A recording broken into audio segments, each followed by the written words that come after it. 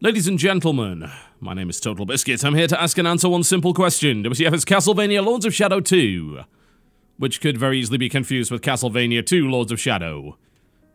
Because they overly stylized their logo. Look at that. The C is clearly a partial eclipse of the sun. And if they went any more spiky, there could be a black metal band. This is brought to you by MercurySteam, who have the prestigious reputation of making the original Lords of Shadow, as well as a game that I quite liked called American McGee's Scrapland. Which is a bit confusing because you think, oh, well, American McGee made that. Well, yes, but, you know, it's almost like saying, hey, it's Quentin Tarantino film. It's an American McGee game, but different production crew. And they also made Clive Barker's Jericho, which was just terrible. So, I don't know. I'm not entirely convinced that Jericho will have served them well when it comes to making this game, although, considering some of the enemy designs, maybe it did. So this is the sequel to Lords of Shadow, which was perhaps the best 3D Castlevania. That's arguable, of course, but a lot of the 3D Castlevanias, including, of course, the absolutely awful fighting game, were not particularly good. Lords of Shadow got praise from certain sectors and then criticism from others. More often than not, the criticism came along the lines of, this is a bit too much like God of War and not enough like Castlevania. Also, your Shadow of the Colossus boss fight ripoffs are terrible, which I would certainly agree with. Thankfully, they do not appear to be present, at least not in the first 6 or so hours of this game. Steam claims I've played 8 hours of this? I don't think so. I think it's more like 6 up to this point. That's more likely. 8, I don't think so. Most of the reviews out at the moment are claiming that the game's about 20 hours long. I can definitely believe that, considering what's going on with it.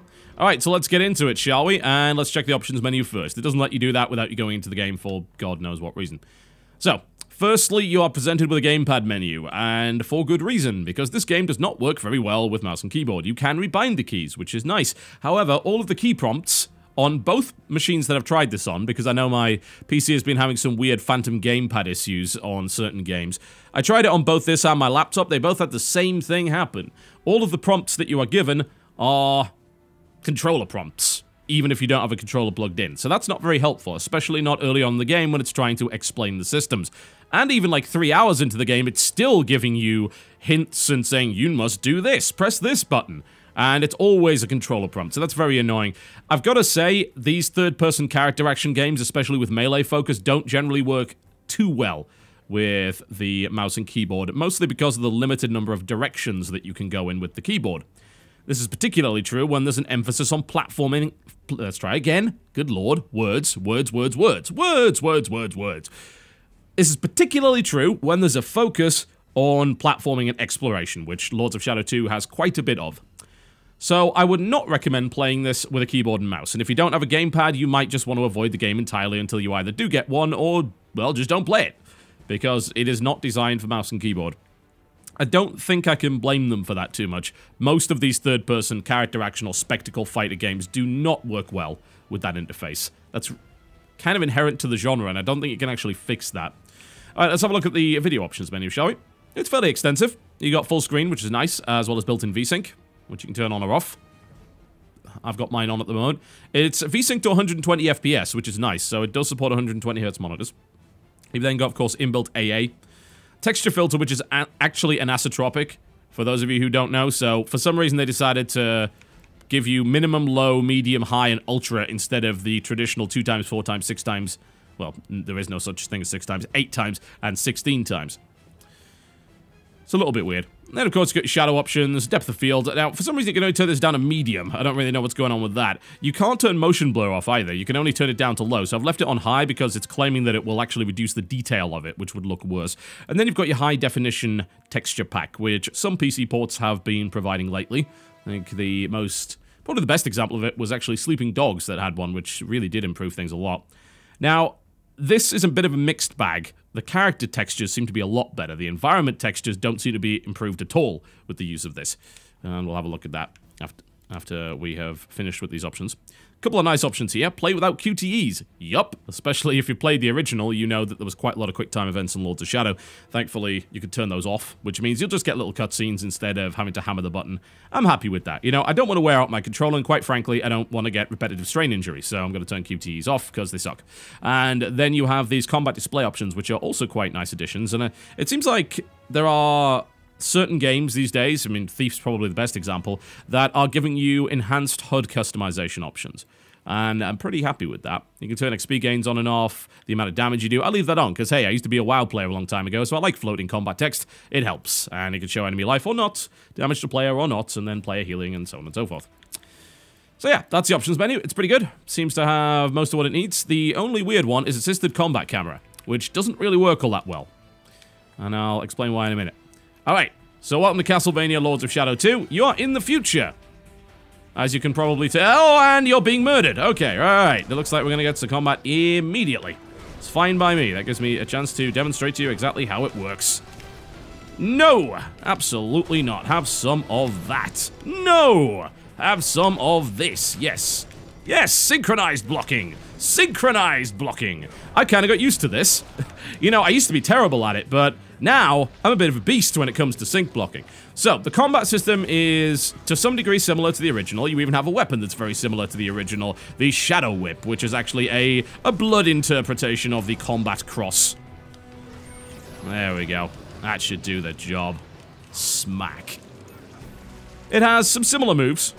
I can't really remember most of the moves of the Combat Cross, I've got to be honest. I played probably about 5 hours of the original Lords of Shadow, so some of the moves are definitely very similar with that whip. You then have these Fists of Chaos right here, which are fists that are on fire, and they have the effect of breaking defenses. They actually melt things like shields and armor in a very cool effect. And you've got this, the Void Sword, or Frostmourne, as I like to call it. It does look a bit like it, doesn't it? And this is an ice sword, yeah. Yep, it's got frost involved in it. It fires an ice projectile, and it also sucks the health of enemies away, and it will give it to you. So it's your main mechanic of recovering health, although not the sole one. You do have the ability to finish off enemies with a finishing move, which, as you might imagine, has the effect of giving you health back. Let's try and get my blocking done properly. There we go. Much, much better. There are follow-up moves available here as well, by the way, which you can earn via the skill menu, if you so desire. There we go. Now, those weapons I was using earlier, they have limited usefulness because they are all attached to a mana bar that you can see in the corner. And when you use all the mana, you are unable to continue to use those weapons. So you must revert back to your Shadow Whip. Now, the method of generating the mana used on these is a little weird. You have this bar down at the bottom, and that bar will increase when you use your Shadow Whip, if you land successful hits and successfully block or dodge enemy attacks. This bar will reset if you take a hit, which is a bit odd. And what happens when you get to the top of that bar is that it will spawn mana orbs, which can then be sucked up via either the left stick or the right stick. You press in the left stick, and it will suck up mana orbs into your Void Sword. You use the right stick, and it will suck up mana orbs into your Fists of Chaos, or Gauntlets of Chaos, or whatever the hell you want to call them. I don't know. They're big flaming fist things. Premier Vampire Ryu Simulator, whatever the hell you want to call that. I suppose it would be a Ken Simulator. Also, you can smash fire hydrants and look awesome while doing it. Why the hell not? Look at that. So that's how the combat system works. It's a little convoluted, to say the least. This will be your primary weapon, for the most part, until you get the mana orbs to then use either your Void Sword or your fists, which both generally do a bit more damage. However, the Shadow Whip is the best area of effect weapon you've got, because it's got that, as you can see. And that, and a bunch of other really awesome stuff that you're able to do.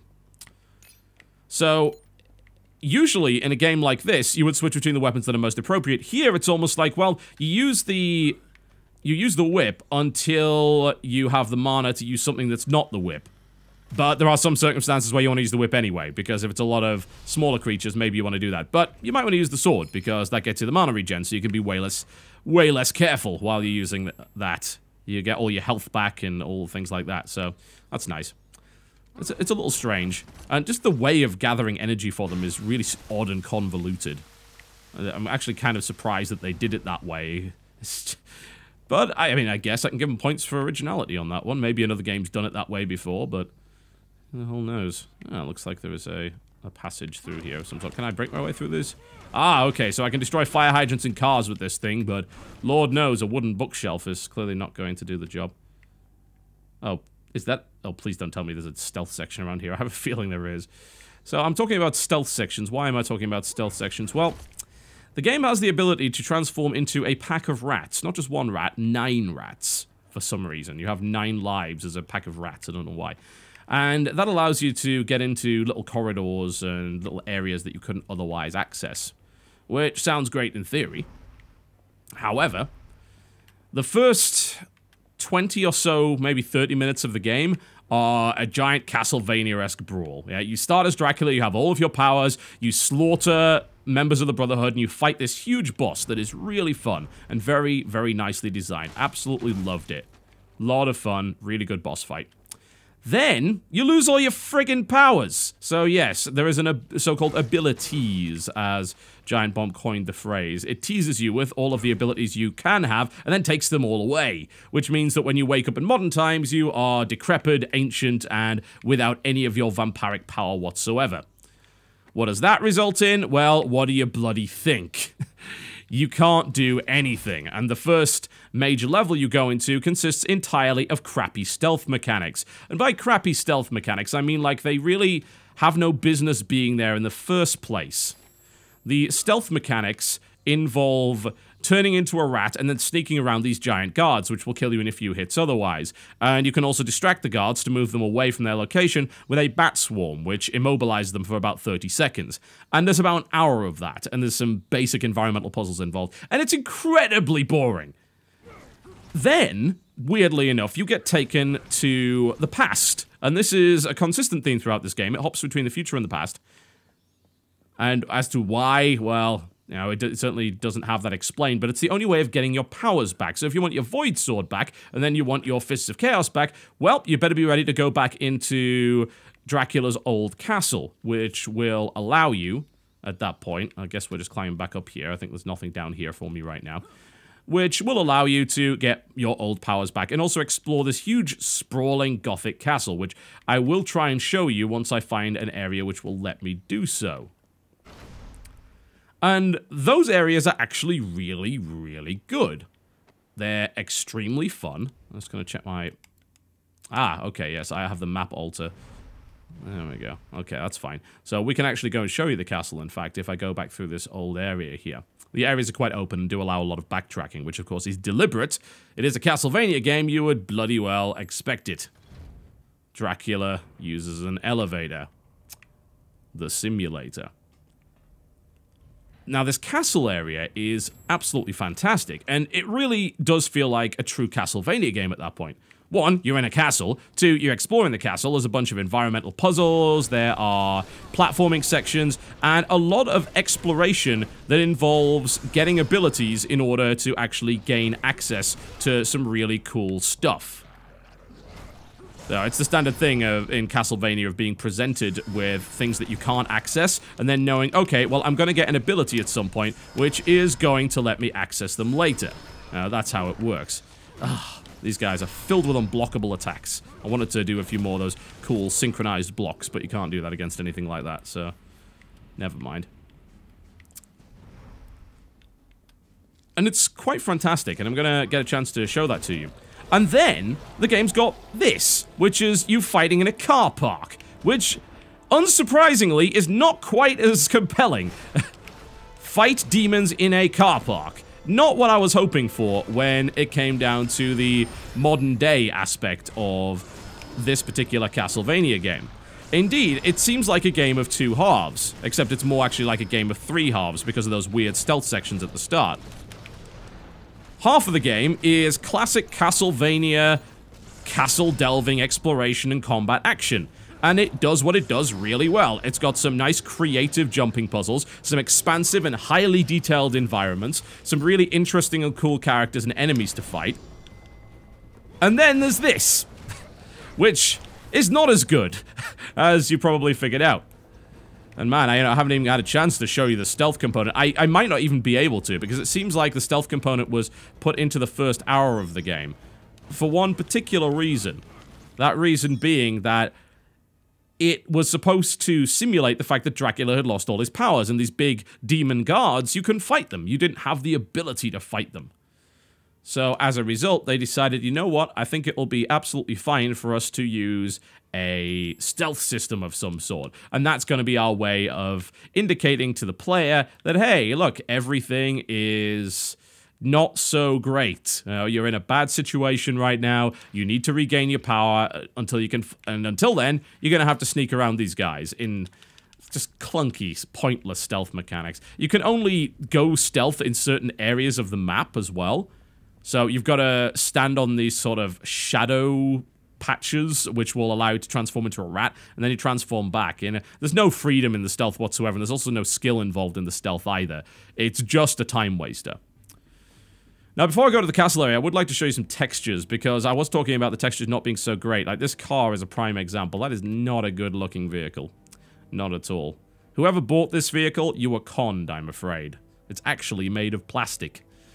This is the same car, by the way. They just reversed it by the looks of it. And these textures just look terrible.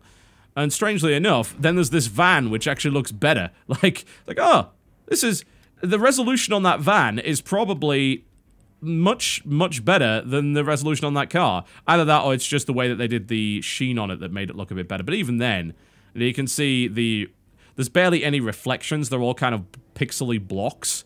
So... Even though this game has an HD texture pack, as they're claiming, it doesn't look incredible when you stand around and look at those environmental textures. That said, character models, enemy models, pretty good, and I think once you get into this castle, you will notice there are some very impressive, expansive environments. They're big.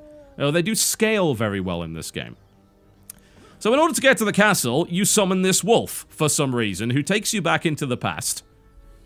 To your pining castle. And I say pining castle because the castle constantly complains and tries to murder you every time you leave it, which is a little odd to say the least.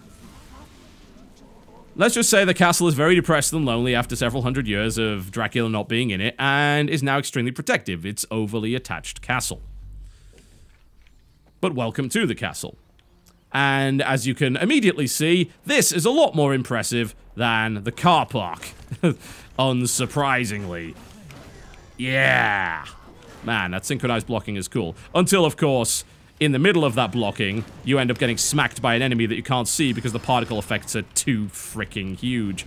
I think even turning the particle effects down might be a good idea just because of that. Now, the castle outside of the story areas where you're mandated to go there will occasionally spawn enemies to fight you. And that's nice because you get experience, and it also breaks up the monotony of exploring an empty castle, which of course you wouldn't really want to do. That doesn't sound particularly interesting at all, and you would be right in that assumption. Alright, I just got a counter stab move. Let's see if I can do it. There we go. That should do the job. Slice him into tiny little kibbles. Very nice. Now, I do have a complaint about the combat. And I've got several things that I don't necessarily love about the combat, and then I've got one huge gripe about it. And the huge gripe I've got about it is the bloody camera. So, enemies have blockable and unblockable attacks, yeah? Anything that's unblockable is either a ground pound or something that's highlighted in red. And it usually makes a sound to indicate an unblockable attack is coming, so you need to dodge out of the way. Which is kind of to be expected. But the camera has a very, very difficult job keeping an eye on everybody, particularly in some of the smaller rooms. In this castle, there's a lot of elevators, and every now and again, the game loves to spawn enemies in the elevators for you to fight as you go to the next area. It just absolutely adores doing that. Which sounds great in theory, until you realize that more often than not, the camera ends up focusing on one part of the elevator, and then you get attacked from outside of your vision range. Now, you can control the camera yourself using the right stick. And I would strongly recommend that you attempt to do so, because otherwise you're not going to get very far. Huh, can't get over there from here. Interesting. But the automatic camera, the automatic combat camera that I showed you earlier, it doesn't really work very well. It doesn't keep track of the action very well whatsoever. And as a direct result, you will most likely end up in frustrating situations where you get hit. And the problem with that is that to generate mana, you've got to avoid getting hit. And you've got to keep doing successful blocks and combos and things like that. So because of the camera, it becomes very difficult to actually execute that. And that is going to become very frustrating for a lot of people, I have no doubt. No doubt. Eventually, you'll get used to controlling the camera yourself and keeping an eye on people, but in a game like this, you really shouldn't have to be the one that's babysitting the camera. The camera's supposed to do the job for you, so you can actually keep an eye on everything, and you can't necessarily do that all the time here. Which is kind of irritating, to say the least. Alright, we should be able to head out of this area. I mentioned the castle was large, it very much is, and it's got some really impressive environments. Like, as I was saying earlier, while the texture quality on things like the cars might not be good, this looks gorgeous. Yeah, close up, the textures are not incredible, but the scale of it is what impresses me. And the sheer amount of creativity going on as well. That includes some of the boss fights, by the way. They look really, really good. Even enemy design is something that I would consider to be rather impressive. Now, it's a Castlevania game, so that means exploration and platforming and timed jumping puzzles. Yeah, the game's got quite a few of those, unfortunately.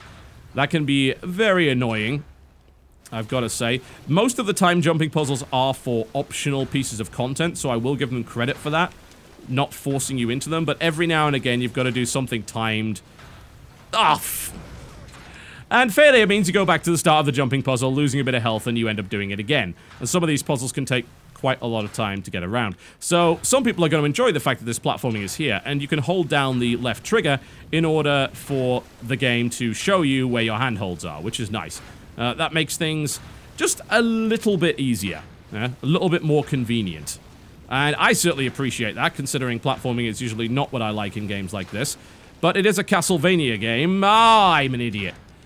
So I suppose it is to be expected that they would have components like this. And because there are so many things to find, including hidden relics and power-ups and ways to increase your health and mana pools, they make you work for it. They make you explore for it.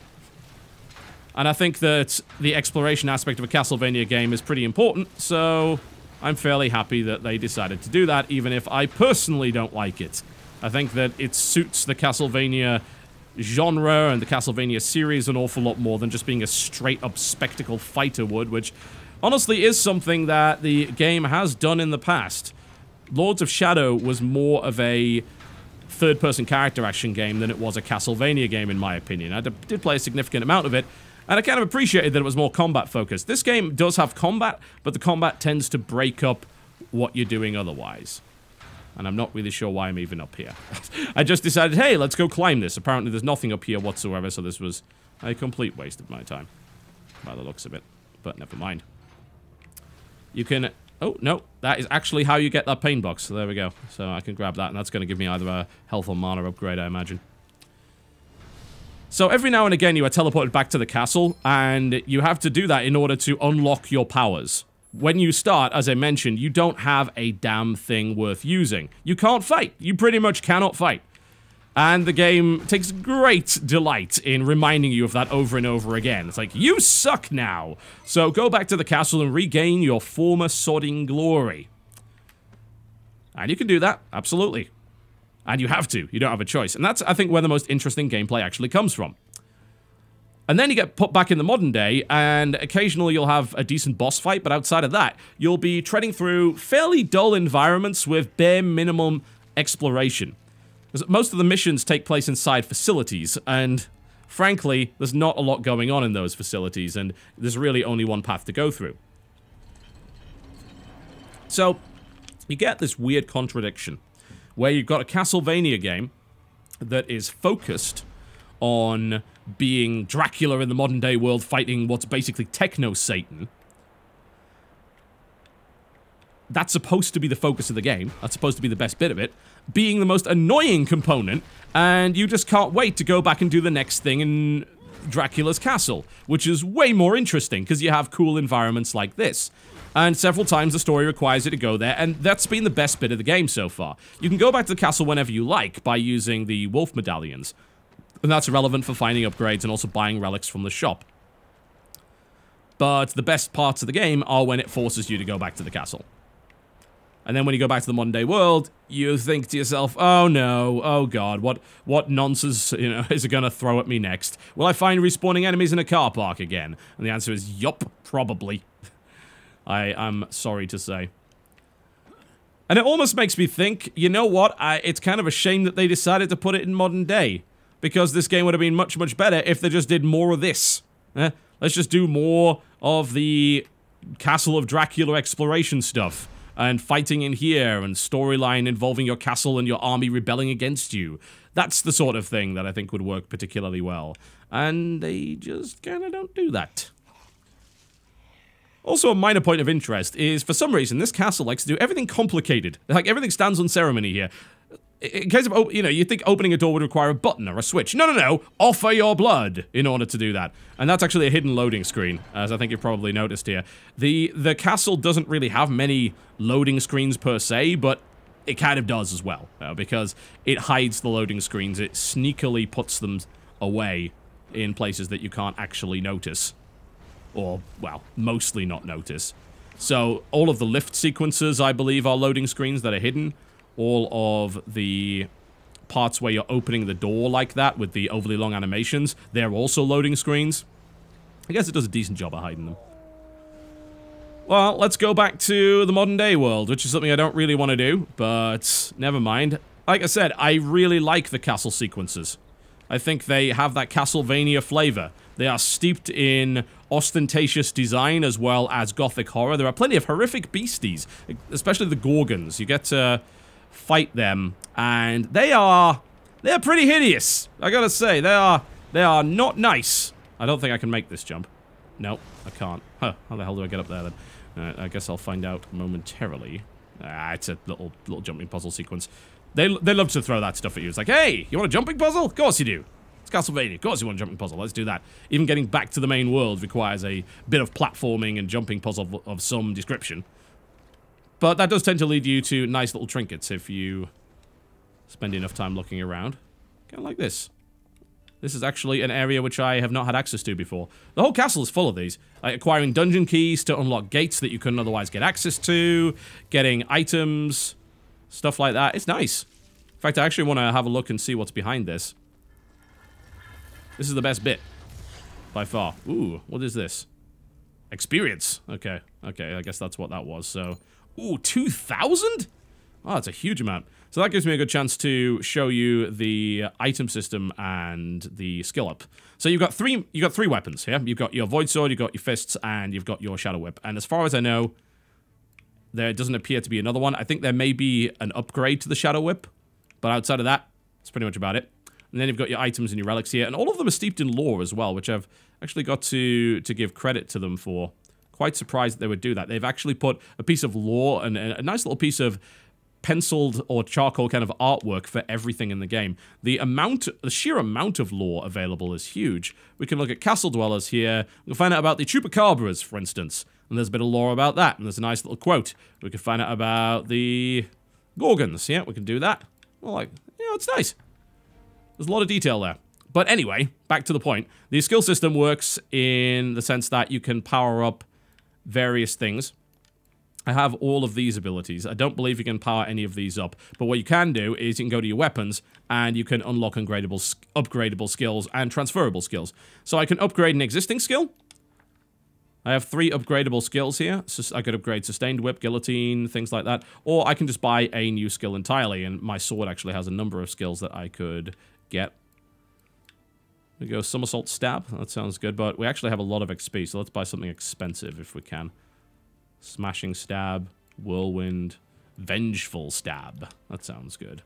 Ah, okay. Yeah, we can go with that. That's a block breaker, so that should be a fairly nice skill. It even has this nice pencil-drawn kind of flickbook animation over there, which, again, I do appreciate. A lot of detail here. So the skill system's actually quite complex, and once you have mastered a particular skill, I mentioned mastery earlier, you will be able to utilize the transfer system, which transfers that skill into the mastery of the weapon. And once you transferred 4 skills, the weapon levels up and becomes more powerful. So there's quite a decent amount of depth there, and also moves are upgradable with additional parts of the combo. So you always feel like you're adding new moves to your repertoire at a reasonable and enjoyable pace. So I appreciate that. The combat might not be as good as something like, say, Metal Gear Rising, but you do feel that sense of progression regularly. And it also feels like you can sort of customize your experience. You can focus on one particular weapon if you like. Although, if you do that, it's probably not a good idea, considering the weapons kind of have their own little utilities, and you're almost forced to use them. In particular, against armored enemies, you've almost got to use your fists, because otherwise you can't break their defenses. If you take damage, you've got to use your Void Sword to get it back. That's the most reliable way of doing it. So, maybe there's less freedom there than I would like. However, my apologies. If you wish to focus on combo-centric moves, you can do that. If you wish to focus on AoE moves, you can do that. If you want to focus on counters and sustained blocks, or just your sustained moves that involve holding the button down, you can do all those too. So, yeah, I appreciate the skill system. I think it is pretty solid. I really don't want to go. I know this place is my home. It's much, much better than this stupid area here. I'm going to have to go through the car park and fight the bloody enemies again, but at least I've got a few more items and weapons that I can use against them this time. Alright, let's try and actually continue on with the mission and hopefully show you a little bit of the modern environments. Hopefully stuff that isn't terrible. Alright, here we go! Back to the car park! Against the oh, they didn't respawn the enemies this time. That's nice. They usually do that. I'm pretty glad that they didn't, because fighting them over and over again can get somewhat irritating, to say the least. Let's go on the elevator. Let's have a little bit of a loading sequence. I shall pace in a Dracula-esque fashion. Broody, broody. There we go. The storyline is, I mean, it's not incomprehensible, but there's definitely elements of it that have me scratching my head. It's mostly a case of Dracula has been revived to fight Techno-Satan. That's pretty much it. Satan is trying to make his return and take over the Earth in modern-day times. You've got to make sure that doesn't happen, and if you do that, then a certain character whose name I do not wish to spoil will grant you eternal rest, because, let's be honest, you're a tormented character that really doesn't want to be alive anymore. So, that's the game. However, it seems like there's other forces at play. You're dealing with some weird conspiracy stuff and things like that. It's fairly forgettable. Speaking of fairly forgettable, here's the damn stealth system in action. So, the reason I'm doing this here is because I need to gain access to the next area, which I will do by being a rat. More accurately, 9 rats. All these rats are me. When one of my rats dies, I possess another rat. And there are various minor little puzzles, which usually involve biting electrical boxes. This is the weakest part of the game. And I'm hoping that I don't have to do any stealth here. I really hope that I don't have to do stealth, and that this is just for exploration purposes. Because the stealth with this is a waste of time. Like, if there was any skill involved in the stealth, I would be okay with it being there. But there isn't. There is no skill involved with the stealth. It's just be a rat, sneak through the one area that will let you through to unlock the next area, do some nonsense possession stuff, which again takes no skill whatsoever, take control of someone to unlock a door that has an eye scanner, and that is, no, that is a poor man's blood-sucking Splinter Cell. Very poor man's Splinter Cell. The stealth has no depth to it whatsoever. You have no options when you're in stealth. You just do what you have to do, and it feels like massive amounts of filler. And that's the real problem with the modern day sequences. A lot of them do feel like massive amounts of filler, and they shouldn't. I should be really happy to get back into the modern day, and I'm not. I want to be back in my castle doing awesome gothic horror things, and I'm not getting to do that, and that makes me sad. I also have no idea what this is. I really don't. It's a thing that's blinking, but I don't know what it does. At all. So, I've never figured that out. The game doesn't seem to tell you what they are, so... Hey, whatever. Ooh, alright. Let's go beat some stuff up with my flaming fists of destiny. There we go. So, do I have a conclusion on it? Well, it's a game of 2 halves, as I mentioned earlier. There's the castle sequences, which I think are actually borderline excellent in many places, with some really enjoyable boss fights. And some pretty excellent combat, some nice, not too taxing puzzles, and some decent platforming as well. God damn it. Ah, unblockable attacks. All of my hate for that. And then there's the modern day sequences, which are mostly a waste of time. I mean, this stuff is fine. It's okay. It's not combat in an interesting place with interesting enemies like the castle is. But it's okay. I'm not too concerned about it. The problem is when it does the whole stealth sequence. And that's like at the start of the game. I feel like I want to continue playing the game because the first 30 minutes are amazing. Like, really, really cool Castlevania action against the Brotherhood. Huge boss fight, really fun stuff. Then it's like, hey, we're gonna take all your powers. Have 2 hours of boring stealth nonsense. And you kind of finally start to get all your powers back by about the 4th hour. And then it feels like the game starts to get going. But every time I go back to the future, I feel like I just don't want to be there. So I think if you can tolerate the future sections, and I ideally hope that the future stuff gets better as we go through, then yeah, I think you're gonna have fun with it. But it's gonna take a lot of patience to get through that initial stuff, and it almost feels like this game needed an editor-in-chief. It needed someone to say, this bit shouldn't be here. Cut this bit out, replace it with something that isn't terrible. Focus on the castle stuff. If you're gonna do the futuristic stuff, then make it more interesting. Don't set it in a world full of car parks and Starbucks. No one wants to see Dracula in Starbucks, I'm sorry. Absolutely not. That is not a thing that you will find many people enjoy. Let's do a flame bomb, shall we? There you go. So it's a bit of a shame. Like, half the game's really good. The other half, I wouldn't even say half of it's very good. Half of it's very good, and then there's like 3/4 of the rest of it is sort of average or average to dull nonsense in the future. And then there's the other quarter, which is that stealth section, which is an absolute waste of your time. And I really hope there's no more of that. Now I've finally got most of my powers back. My hope is that they won't force me to do stealth anymore. But it wouldn't surprise me in any way if they did, because they seem insistent on that mechanic being cool, and it's not! It's not cool at all. It is a waste of your time and mine. And yeah, the camera. I've spoken about that before, but it bears repeating because it is a major problem. And eventually, you'll kind of get used to controlling the camera in a way that you mostly don't take hits. But I say every now and again, I just find the whole combat system infuriating. In particular, since every enemy has an unblockable attack of some sort, and if you can't see it coming, well, better be knocked on your arse over and over again. Less than fun. Apparently also Dracula can't deal with basic electricity, who knew? Well, there you go, folks. Castlevania Lords of Shadow 2. Half of it's, well, let's just say it's a game of 4 quarters. Quarter of the game is fantastic. Another quarter of the game, pretty good. Another quarter of the game, average. And then another quarter of the game, god-awful and shouldn't even be there. If you can stomach the worst sections, please, it's a rat section again, isn't it? God damn it. I can already see it coming. It's a rat section. I think. Or maybe, oh, actually, no, it's not. It's a shadow dagger, thank God. There we go. Okay, that should deal with that quite nicely. If you can stomach the bad, the good is pretty good. And I think they had the right kind of ideas going into this to say, look, this is a Castlevania game. It's not just a fighting game. It's not just a brawler. We are going to try and make it a Castlevania game. Good.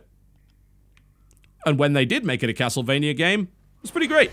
It's when they tried to make it Metal Gear Solid that it fell flat on its arse. Or when they tried to make it a generic spectacle fighter, because the fighting just isn't as good as dedicated spectacle fighter titles. Should be available about now, folks, on Steam, if you want to check it out. Like I say, it has its moments, but equal to the number of awesome moments, it also has equal number of frustrating and awful moments. So very much a mixed bag with Lords of Shadow 2, but I think I'll keep playing it, because I have the feeling that the worst is behind me. Also, now I'm kind of used to doing sync blocks, it's pretty fun. Yeah. One moment, there's one other thing that I would like to mention, and that's the music. The music in general is fantastic, featuring sweeping scores as well as almost Matrix-like stuff. Let me give you a bit of a listen to what's going on right now.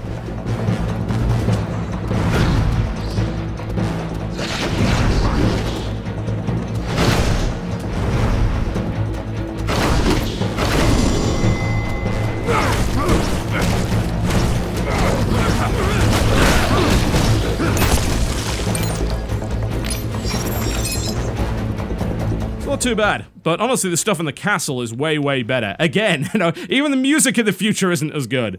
They've got some really lovely orchestral stuff and some choral work that's absolutely fantastic. Oh, that looks like a rat bit. Please don't tell. Oh god, it probably is. Yeah. Castlevania, Lords of Shadow 2. Takes a lot of getting into. Once you do, pretty good time. Definitely very, very flawed, however. My name has been TotalBiscuit. Thank you very much for watching. I'll see you next time.